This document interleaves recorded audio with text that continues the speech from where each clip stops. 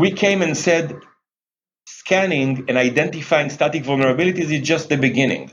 What people really care about is whether those thousands of vulnerabilities that we find, whether they're actually exploitable. And if it's exploitable, prove me. So people want to see that we can actually exploit a vulnerability to then get to a crown jewel.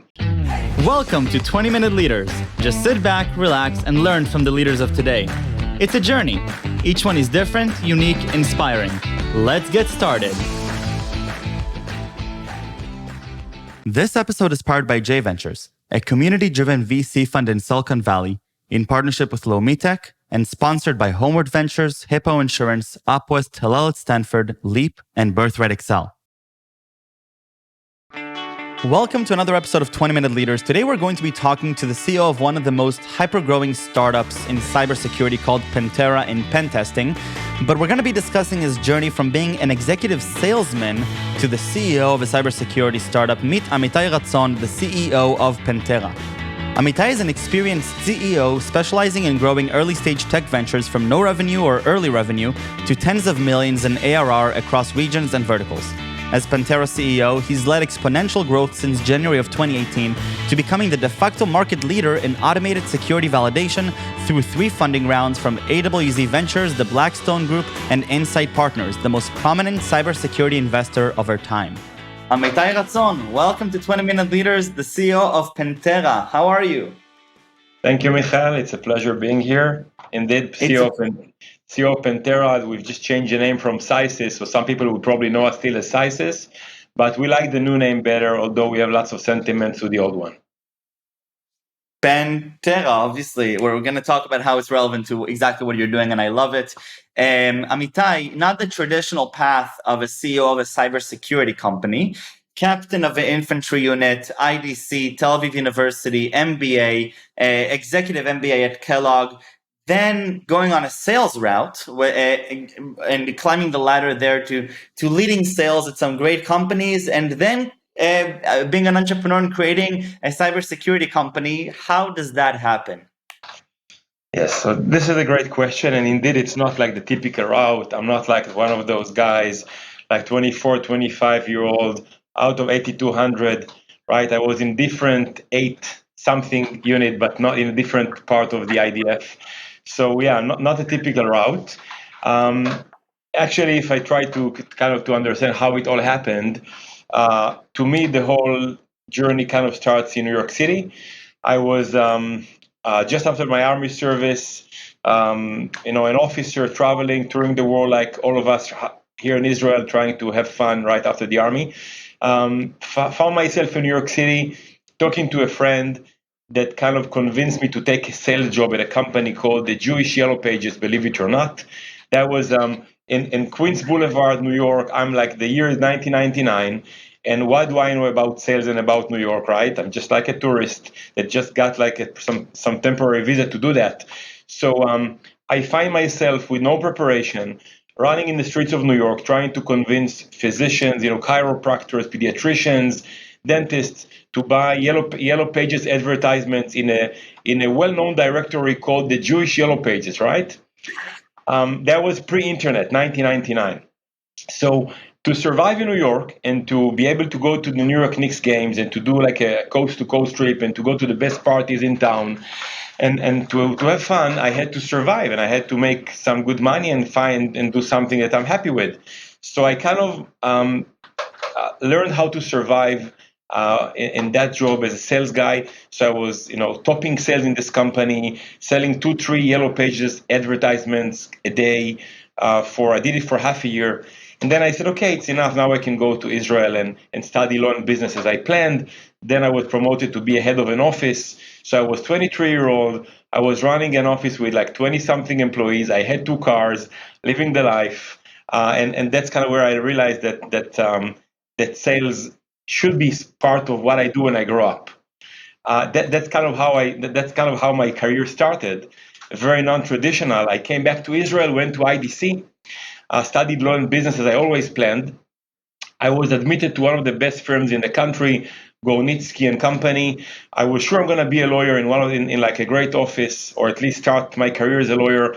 But as I was about to do my internship, something didn't feel right for me. I mean, to be a lawyer, I kind of remember those great days in New York where I really enjoyed selling and managing sales guys and all of this like vibe that didn't really kind of connect to the life as being an intern or a lawyer. So I was lucky enough to be identified by Super Derivatives. That was in 2003, 4, 5. It was like the Iron Source or the JFrog or the Monday.com of the time. It was one of the best companies in Israel in high tech. So I took a job and I started there as a sales guy for the Nordic region after I finished my learned business degree. So they told me, hey, Amitai, you're not spoiled. You've been in the army in an elite infantry unit. So why won't you go and sell in Iceland, Norway, and Sweden? And I said, okay, I can sell. I've done it in New York. But then the CEO there told me, David Gershon, he said, Amitai, us fintech, veterans, we know that people like you who are just starting, you would have really like hard time at the beginning because you're not from the industry. You just graduated from IDC. You're very young. It would take you some time to pick up and understand really the lay of the land in sales, right? In enterprise sales. It took me a year and a half to kind of be the company's top performer, which I kept for a few years. All of that selling from, in the Nordic region from Tel Aviv. So flying to Reykjavik, like Norway, Sweden, etc., for 5, 6, 7 years. That's how I started my career, and that was like in enterprise sales, hardcore, without any expertise in derivatives, pricing systems, analytics. I learned everything on the fly, but that's not a traditional path to start with for people who today run cybersecurity companies, I guess. I'm starting to see a pattern here. Well, I guess it's all thanks to those Jewish yellow pages in the end. Give me a few tips in sales. It's not every day that I get to talk to somebody who got to sell Jewish yellow pages and then got to sell from Tel Aviv to the Nordic places and become a top performer within a year and a half after not knowing anything. Tell me a little bit about what you learned. Yeah, so to me, the profession of sales was always the profession of understanding the human's brain. To me, it was always like a mind challenge, a game challenge. It was really never about the money, although, as they say, if you're good at what you do, you make money in this business. It was always the drive to, when I kind of came across a prospect, I always told myself, well, this guy doesn't know, but in 20, 30 days, this guy is going to spend $100,000 with me. He just doesn't know it. I do, and it's going to take me 30 days and certain things to do so that $100,000 flow from his pocket to the company's pocket. So it was always about the brain challenge. What do you do in time zero so that in time, whatever, 30 days, 60, 90 days, you get your stuff, as you want it to, and you're able to convince and convey the value proposition, all of that happening like in the middle. But it's really a brain game of how you kind of convince someone who's a complete stranger to follow your paradigm and what you want to achieve in the timeline that's good for you. Now, whether it's cybersecurity, fintech, advertisement of yellow pages, these are nuances, these are details. At the end of the day, it starts and ends with this kind of mind game. What leads you to think of penetration testing and simulating cyber attacks as as an important part of the cyber ecosystem today? Let alone, obviously, deciding to start a company. Yeah, so I just kind of take a step back before that, if you don't mind. So after Please. Super Derivatives, I was VP of sales for 2 Israeli startups. The one where I spend most of the time is Earnings, which is today a unicorn, where Insight Partners have lately just invested. They're a great company. I was very lucky to be their VP of sales for 4 years. So after I've done 4 VP of sales roles, the second one at a young startup called CallView, I got a call from the 2 founders of Pentera, then Sysis. I didn't found this business. It's Arik Libels and Arik Feingold that were the founders, and they kind of found me on the Kellogg Rekanati network. So I did my executive MBA there at Kellogg, and they called the program head and they asked her, "Do you know a CEO? Because we need someone with enterprise sales expertise." And I was just giving a lecture at Kellogg about international sales management. And Orit, back then the director of the program, told them, "Yeah, call Amitai." So I spoke to the founders and I said, wow, this is awesome. A technology that with a click of a button launches real cyber attacks against a company's infrastructure without installing agents, without any game, just the real deal, just like that. So Arik Liberzon, which is my partner in crime to this journey, the CTO and the inventor behind Pentera, looked me in the eyes and said, this is going to be the next big thing. And I've never seen such determination in a founder's eyes like I saw in Arik. And I said, this is the guy I want to work with, because I've never written even one line of code in my life, but I scale businesses from nothing to tens of millions of dollars. That's what I do for a living. And Arik is an amazing entrepreneur, an amazing technologist. So together, me and Arik, we kind of went on this journey. Now we're 130 employees at Pentera, selling tens of millions of dollars. All of that was achieved in 3.5 years. We have people in 10 countries, a big office of almost 35 people in the East Coast of the United States, with 30 people selling in 9 European countries, working for us, all over, with big R&D and research teams that came from elite units of the Israeli Defense Forces, people that came from Arik's unit, which is called the Special Ones. It's a very special unit of cyber researchers that were basically challenged with the task of infiltrating the most kind of lucrative assets of the country of Israel before the bad guys do that. So Arik kind of came with this narrative. I joined him to make this great idea a real business that is today a market leader. Unbelievable. What's similar in your time as a salesman in the different organizations, whether it be fintech or whatever, or in cybersecurity? What are you drawing from your previous experiences that's helping you channel this this energy and this understanding into the cyberspace? Yeah, so I think that while cyber is something that for a sales guy or for a marketeer or for I would say that product management, R&D, you can't teach that. They need to come with that already from home. But while that is something that you can learn, so how to pitch a cyber product or how to promote a cyber product, what you cannot teach is passion and drive and hunger. So I think what I take with me from my days as a sales guy, it's all about determination, all about hunger, all about hearing from investors and ecosystem that a startup is a business that is determined to die unless you make it, and you don't. So when I kind of heard that it's an against all odds situation, which is the situation I got into at the beginning, I loved it. And I think that's a very common thing across all the places where I worked at. It was like an against all odds situation, and I love that.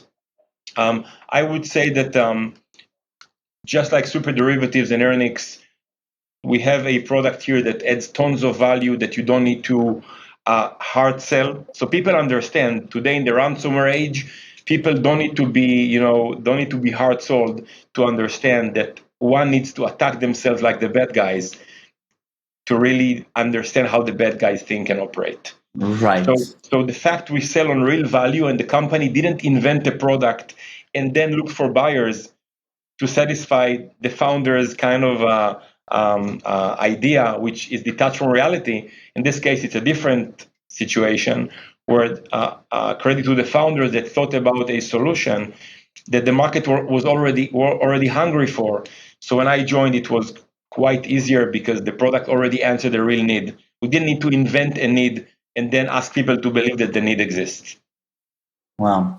And so give me a broad overview on penetration testing today at scale and how you're working with Pentera and in so many countries and tens of millions of dollars in sales to help them feel more secured and test by simulations that they really are secure. Yeah. So I'll start with the end. We're actually very proud that we're not doing any simulations. So while others in our kind of ecosystem would actually go the agents approach, deploy lots of agents in the network and then provide them with the playbook and then run some simulation, Pentera is very proud of not running any simulation. We would actually attack the enterprise like the bad guys would, with one exception that we come with no malicious intentions. But besides the malicious intent, and besides the fact we do no harm, it's exactly like the bad guys. So we are the whole company here, and the reason why we have the best investors in the world, like the Blackstone Group and Inside Partners, and the execution is all thanks to the fact that this is a no simulation type of business. And I think that what's interesting here is that we're disrupting an old market of vulnerability assessment, vulnerability management, as part of which buyers were used to just scan for static vulnerabilities in the network that are a result of legacy Windows products like Windows 8, Windows XP, Windows 10, etc., and just scanning and identifying vulnerabilities up until we came and started our play was the thing. We came and said scanning and identifying static vulnerabilities is just the beginning. What people really care about is whether those thousands of vulnerabilities that we find, whether they're actually exploitable. And if it's exploitable, prove me. So people want to see that we can actually exploit a vulnerability to then get to a crown jewel. So Pentera actually exploits vulnerabilities, whether static or network misconfiguration, aka dynamic vulnerabilities. We exploit them, we get to crown jewels, and we show the buyer, hey, this is your CFO's laptop. This is the CFO's laptop. This is your financial report. This is the Swift user and password. This is crazy stuff, and we put our hands on it in 5-7 minutes. Now what do you want to do, Mr. Buyer? So it's very provocative. It's very much in your face, but in a good way. People appreciate it. At the beginning, they say, you wouldn't find so much because Deloitte were just here. Then as we find stuff, and as we do it very fast, they go Pentera, go, because they're happy that our product actually identifies stuff. And then at the end, we don't need to do a hard sell. It's just very trivial. Wow. Sounds crazy. And so when you start talking to people, now it's more the sales side, when you start talking to new customers, do they understand from the get-go, if you're just talking to them about what you're doing, let's say an executive at a big company, do they feel comfortable with this idea, or do you have to, because obviously, from the cyberspace, I get it, but do executives that are not coming from the cyberspace, let's say institutions like banks or electricity companies, these sorts of companies that are very, very sensitive to these topics, do they understand what you're doing? Yeah, so great question. I would say up until 2-3 years ago, ransomware and the likelihood of a small medium enterprise absorbing a ransomware attack wasn't really there. So when you talk today to executives in small retailers, small supermarkets, medium-sized law firms in the UK, Switzerland, Germany, 3 years ago, ransomware attacks and cyber attacks were not for them. It was the business of Goldman Sachs and Capital One and Equifax and those very big companies from America. Lately, we're seeing board of directors and CEOs asking their CISOs, what are we doing for ransomware? We gave you all this money. You spent $2-3 million on firewalls, antiviruses, EDRs. What do we do for ransomware? I don't want to make headlines tomorrow. Do we challenge ourselves like the bad guys or almost like the bad guys? So now that Joe Biden just went publicly and said and calls enterprises of the world, do third-party pen tests, the president of the United States. I mean, that's like the best pre-sale activity that our company could have expected. I've never heard, Ruvi Rivlin or Benjamin Netanyahu telling enterprises go and do third-party pen tests, but Joe Biden does that. He just went to addressing the union and said, "Hey, all the ransomware attacks are like the modern terrorists. Go challenge yourself like the bad guys." So that has given us huge backwind. So now, I mean, when Joe Biden does your pre-sales, you don't need a pre-sales team, right? Amitai, I love the energy, and I can see why you're so successful selling Jewish yellow pages. I love it, and I love the story, and obviously I'm a big advocate of what you're doing, and that every enterprise shouldn't not only should do pen testing, but has to do pen testing. It's for the greater good, and at the end, for me as an end consumer living life, I really appreciate that. I want to take you back with a few last questions about yourself. Starting out from your childhood, what really fascinated you as a kid? So I think as a kid, I was always inspired by greatness in sports. So I grew up in Jerusalem, playing basketball in the streets of Jerusalem, playing for a team called Asa Yerushalayim.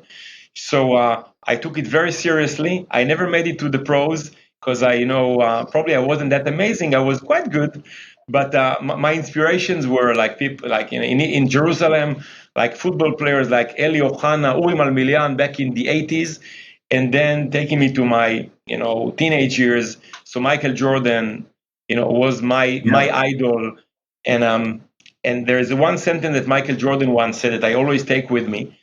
Michael Jordan was asked, Michael, why do you give your heart and soul every game, every season, every practice? You're Michael Jordan. The world acknowledges that you're the best of the best. Why do you give your best when you play against Atlanta Hawks on the game 72 in the season when no one cares? You're already the champions or you made it to the playoffs. Why do you care? So Michael Jordan said, because in any stadium where I play, there's a kid somewhere that have never seen me playing. And for this kid, I'm scoring 35 points. So I take that sentence as an inspiration. And I try to apply it in the way we play this game here at Pentera. Whenever we go, whenever we do a POV, whenever we hire an employee, this guy, for the marginal guy, for the marginal partner, the marginal investor, the marginal customer, they haven't seen us in action yet. So I cannot take this analogy. It's very strong. Amitai, I think that you also answered my next question about what inspires you today, and I think I'm gonna steal this from you, and I'm gonna borrow it, and I'm gonna do it in parallel to from now on. I think I didn't know that quote, and it's really inspirational. But what I do want to know is 3 words that you would use to describe yourself. A family man. A family man. To me, it's all about my 3 kids. Guy, Noah, and Yotam. And my wife Dafna, they're giving me the energy and the happiness and the inner energy to continue. Because as CEOs, it's quite lonely sometimes, and you need some energy from a different source, which isn't ARR or renewal rate or investors or customers. So it's my family, which is the core of what defines me. So beyond everything, without them, this is nothing. There cannot be a Pentera without them.